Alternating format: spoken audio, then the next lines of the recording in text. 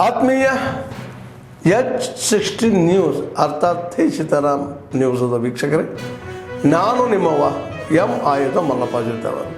ತಾವು ಈಗ ಸುದ್ದಿಗಳ ಲೋಕಕ್ಕೆ ಎಂಟ್ರಿ ಹೊಡಿತಾ ಇದ್ದೀರಿ. ಈ ಸುದ್ದಿಗಳನ್ನು ಪ್ರತಿಯೊಂದು ನೋಡೋ ಜೊತೆಗೆ ನಿಮ್ಮ ಅಭಿಪ್ರಾಯಗಳನ್ನು ಹೊಸ್ತಾ ಇರಿ. ಯಾಕಂದರೆ ಈ ಸುದ್ದಿಗಳು ನಿಮಗಾಗಿ, ನಿಮ್ಮ ಬದುಕಿಗಾಗಿ, ನಿಮ್ಮ ವೈಚಾರಿಕೆಗಾಗಿ, ನಿಮ್ಮ ತಿಳುವಳಿಕೆಗಾಗಿಯೂ ನಿಮಗೂ ಗೊತ್ತು.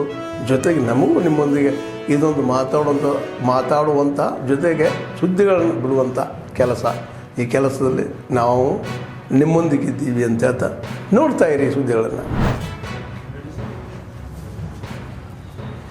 ಓಕೆ, ಹಿಂದೂ ರಾಜ್ಯದ ಗೌರವಾನ್ವಿತ ಕಾಂಗ್ರೆಸ್ ಅಧ್ಯಕ್ಷರು ಮಲ್ಲಿಕಾರ್ಜುನ್ ಖರ್ಗೆ ಸಾಹೇಬರು, ರಾಹುಲ್ ಗಾಂಧಿ ಸಾಹೇಬರು, ಇಬ್ಬರು ACCA ಪ್ರಧಾನ ಕಾರ್ಯದರ್ಶಿಗಳು ವೇಣುಗೋಪಾಲ್ ಅವರು ಮತ್ತು ಸುರ್ಜೇವಾಲಾ ಅವರು ನನ್ನ ಮತ್ತು ಮುಖ್ಯಮಂತ್ರಿಗಳನ್ನು ಬರಬೇಕು ಅಂತೇಳಿ ಆಹ್ವಾನ ಕೊಟ್ಟಿದ್ದರು. ಆ ಪ್ರಕಾರ ನಾವಿಬ್ಬರು ಬಂದು ಪಕ್ಷದ ಸಂಘಟನೆ ವಿಚಾರದಲ್ಲಿ ಕರ್ನಾಟಕ ರಾಜ್ಯದ ರಾಜಕಾರಣ ಮತ್ತು ಇತ್ತೀಚೆಗೆ ನಡೆದಂಥ ಆಕಸ್ಮಿಕವಾದಂಥ ಒಂದು ಘಟನೆ ಬಗ್ಗೆ ಚರ್ಚೆ ಆಯಿತು. ಬಹಳ ಜನ MP ಗಳು, ಶಾಸಕರು, ಮಂತ್ರಿಗಳು ಮತ್ತು ಅನೇಕ ಸಂಘಟನೆಗಳು ಕಳೆದ 10 ವರ್ಷದಿಂದ ನಡೆದಂಥ ಜಾತಿ ಗಣತಿ ವಿಚಾರದಲ್ಲಿ ಏನು ನಾವು 12ನೇ ತಾರೀಕು ಒಂದು ಅಂತಿಮ ತೀರ್ಮಾನ ತೆಗೆದುಕೊಳ್ಬೇಕು ಅಂತ ನಿಗದಿಯಾಗಿದೆ. ಅದರ ಬಗ್ಗೆ ಒಂದು ವ್ಯಾಪಕವಾದಂಥ ಚರ್ಚೆ ಬಂತು. ಈ ಮಧ್ಯೆ ಎಲ್ಲ ಮಂತ್ರಿಗಳು ಕೂಡ ತಮ್ಮ ಅಭಿಪ್ರಾಯವನ್ನು ಲಿಖಿತ ಮುಖಾಂತರ ಮುಖ್ಯಮಂತ್ರಿಗಳಿಗೆ ತಿಳಿಸಿದರು. ಅನೇಕ ಸಂಘಟನೆಗಳು, ಮಠಾಧೀಶರು, ಸಂಘ ಸಂಸ್ಥೆಗಳು, ಶಾಸಕರು, ಮಂತ್ರಿಗಳೆಲ್ಲ ಕೂಡ ಪ್ರತ್ಯೇಕವಾಗಿ ನಮ್ಮ ವರಿಷ್ಠರು ಕೂಡ ಮಾತಾಡಿದರು.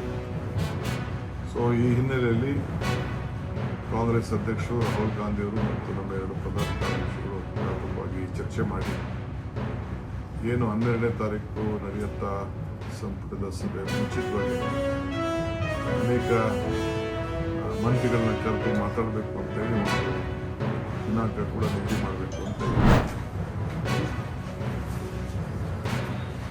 ಓಕೆ, ಹಿಂದೂ ರಾಜ್ಯದ ಗೌರವಾನ್ವಿತ ಕಾಂಗ್ರೆಸ್ ಅಧ್ಯಕ್ಷರು ಮಲ್ಲಿಕಾರ್ಜುನ್ ಖರ್ಗೆ ಸಾಹೇಬರು, ರಾಹುಲ್ ಗಾಂಧಿ ಸಾಹೇಬರು, ಇಬ್ಬರು ACCA ಪ್ರಧಾನ ಕಾರ್ಯದರ್ಶಿಗಳು ವೇಣುಗೋಪಾಲ್ ಅವರು ಮತ್ತು ಸುರ್ಜೇವಾಲಾ ಅವರು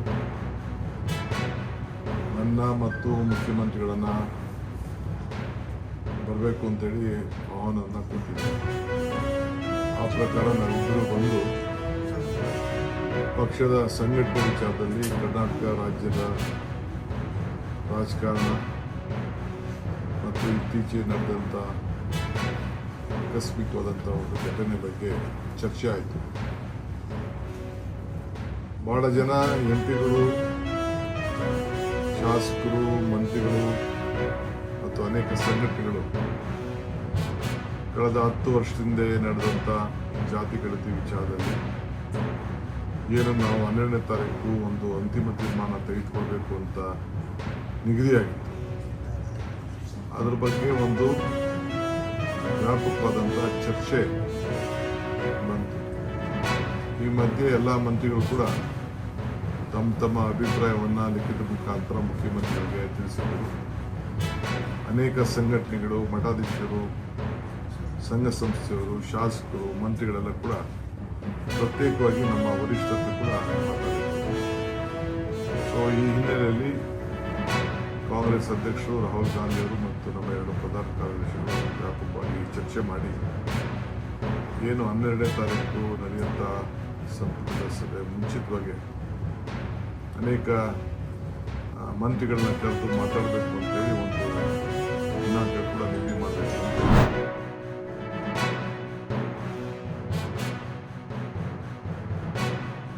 ಮೀಟಿಂಗ್ ಬಹಳಷ್ಟು ಯಶಸ್ವಿಯಾಗಿದೆ. ಯಾಕಂದ್ರೆ ಬಹುಶಃ ನಾವು ಯಾರಿಗೆ ತೀರ್ಮಾನ ಮಾಡ್ಕೊಂಡಿದ್ವಿ ಎಲ್ಲರೂ ಕೂಡ ಇವತ್ತು ಸಹ ಇದರಲ್ಲಿ ಭಾಗವಹಿಸಿದ್ದಾರೆ. ಎಲ್ಲ ಟಾಪ್ ಲೆವೆಲ್ ಲೀಡರ್ಸ್ ಎಲ್ಲರೂ ಕೂಡ ಭಾಗವಹಿಸಿದ್ದಾರೆ. 80 ಜನ 60 ಕಂಪನೀಸ್ ಭಾಗವಹಿಸಿದ್ದಾರೆ. ಅವರ ಸಲಹೆಗಳು ಬಹಳಷ್ಟು ಇಂಪಾರ್ಟೆಂಟ್ ಆಗ್ತದೆ ನಮಗೆ. ಮತ್ತು ಅವರು ಕೂಡ ಬಹಳ ಸಂತೋಷವನ್ನು ವ್ಯಕ್ತಪಡಿಸಿ ಎಲ್ಲರಿಗೂ ನಾನು ಸಬ್ ಗ್ರೂಪ್ಸ್ ಭೇಟಿಯಾದಾಗ ಇದು ಕೇವಲ ಒನ್ ಟೈಮ್ ಇವೆಂಟ್ ಆಗಬಾರ್ದು, ಇದು ಕಂಟಿನ್ಯೂಸ್ ಆಗಬೇಕು. ಎವ್ರಿ 6 months ಅಟ್ಲೀಸ್ಟ್ ಈ ಒಂದು ಏನು ಉತ್ಪಾದನಾ ಮಂಥನ ಇದೆಯಲ್ಲ ಇದು ಮುಂದುವರಿಬೇಕು ಅಂತೇಳಿ ಅವರು ಕೂಡ ಆಶಯವನ್ನ ವ್ಯಕ್ತಪಡಿಸಿದ್ದಾರೆ. ಹೀಗಾಗಿ ಬಹಳ ಒಂದು ಯಶಸ್ವಿಯಾದಂಥ ಒಂದು ಇವೆಂಟ್ ಇವತ್ತು ದಿವಸ ಆಗಿದೆ ಅಂತ ಬಹಳ ಹೆಮ್ಮೆಯಿಂದ ಇವತ್ತು ದಿವಸ ನಾನು ಹೇಳಕ್ಕೆ ಬಯಸ್ತೇನೆ. ಮತ್ತು ಇದಕ್ಕೆ ನಮಗೆ ಏನು ಸಹಕಾರವನ್ನು ನೀಡಿದ್ದಾರೆ, ಅರವಿಂದ್ ಮೇಡಿಯರು ಇರ್ಬೋದು, ಉಲ್ಲಾಸ್ ಕಾಮತ್ ಅವರು ಇರ್ಬೋದು, ನಮ್ಗೆ ಪ್ರಶಾಂತ್ ಪ್ರಕಾಶ್ ಇರ್ಬೋದು, ಮತ್ತು ನಮ್ಮ ಇಲಾಖೆಯವರು ನಮ್ಮ ಕರ್ತವ್ಯ ನಾವು ಇದ್ದೀವಿ ಇಲ್ಲಿ. ಅದಕ್ಕೆ ಅವರೆಲ್ಲರಿಗೂ ಕೂಡ ನಾನು ಮತ್ತು ಭಾಗವಹಿಸಿದಂಥವ್ರಿಗೆಲ್ಲರಿಗೂ ಕೂಡ ಅವ್ರಿಗೆ ತಮ್ಮ ಸಮಯ ಅತ್ಯಮೂಲ್ಯ ಸಮಯ, ಅವರು ತಮ್ಮ spared their time for us, ನಮ್ಮ ಸಲುವಾಗಿ ಅವರು ತಮ್ಮ ಸಮಯ ಮಾಡಿದ್ದಾರೆ. ಕಂಪನೀಸ್ ಕೂಡ ಏಳಿಗೆ ಆಗ್ತದೆ, ಅದ್ರ ಜೊತೆಗೆ ಕರ್ನಾಟಕ ರಾಜ್ಯಕ್ಕೆ ಕೂಡ ಏಳಿಗೆ ಆಗ್ತದೆ. ನಾನು ಅದಕ್ಕೆ ಹೇಳಿದೆ ಟುಗೆದರ್ ವಿ ಗ್ರೋ ಅಂತ ಹೇಳಿದೆ.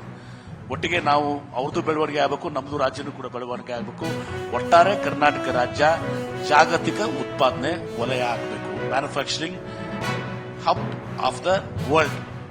From Karnataka we manufacture to the world. ಆದ ಒಂದು ಇದನ್ನಿಟ್ಕೊಂಡು ನಾವು ಇವತ್ತು ಕೆಲಸವನ್ನು ಮಾಡ್ತಿದ್ದೀವಿ. ये तो सामान्यतया टेक्निकल कारणों से सब जगह ही ये रहता है.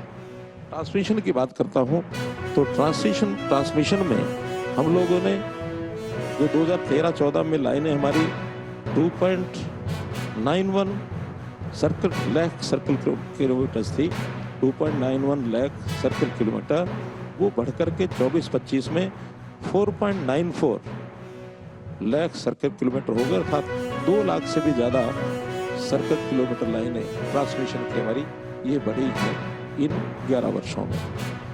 डिस्ट्रीब्यूशन का जहाँ तक विषय है, डिस्ट्रीब्यूशन के इसको हम इस नाते से आंक सकते हैं कि जिसमें लॉसेज हैं, ये लॉसेज 13-14 में 22.62% थे कुल मिला के नेशनल एवरेज, और अभी ये एवरेज 16.12% ये नेशनल एवरेज हमारा जो AT&C लॉसेज ये हो रहा है. और जो हमारा रेवेन्यू गैप रह जाता था, ACS और ARR का जो गैप है जिसको हम रियलाइज नहीं करते थे only because of decision of हमारे टैरिफ ऑर्डर जो होते थे उसके कारण से, वो 78 पैसे पर यूनिट ये हमारा उस समय गैप होता था 13-14 में, जो अब घट करके 24-25 में मात्र 10 पैसे पर यूनिट ये गैप रह गया है. इसमें भी एफिशिएंसी ये हमारी बढ़ी है. और इस एफिशिएंसी बढ़ाने में बहुत बड़ा रोल स्मार्ट मीटर्स इनका रहा है.